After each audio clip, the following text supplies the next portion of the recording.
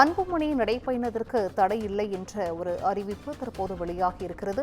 கூடுதல் விவரங்களை செய்தியாளர் பூபாலன் வழங்கிட கேட்கலாம். பூபாலன் வணக்கம், இது குறித்தான் முழு விவரங்கள். வணக்கம் சிந்திஜா.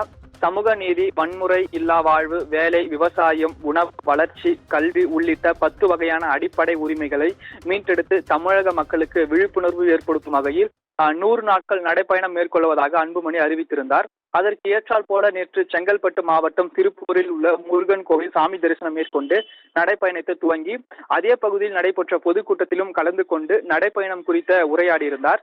இந்த நிலையில் நேற்று இரவு ராமதாசு துவங்கிய கொடுத்த ஒரு கடிதத்தின் அடிப்படையில் அன்புமணிக்கு இந்த நடைப்பயணத்தில் அனுமதி இல்லை என்று டிஜிபி உத்தரவானது பிறப்பிக்கப்பட்டிருக்கிறது என்று தகவலானது வெளியாகியிருந்தது.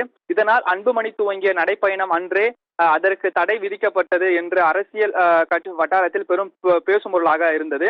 இந்த நிலையில் மீண்டும் அன்புமணி நடைப்பயணம் மேற்கொள்ள இருப்பதாக அண்மை தகவலானது கிடைக்கப்பெற்றிருக்கிறது.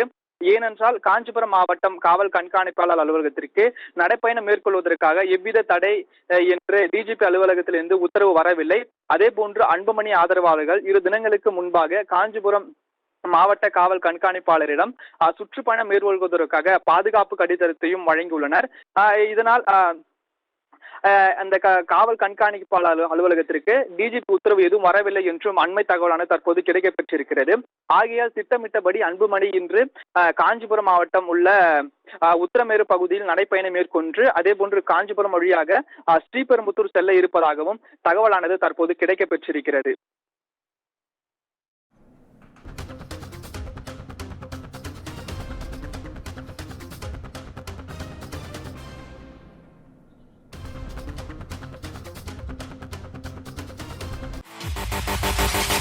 you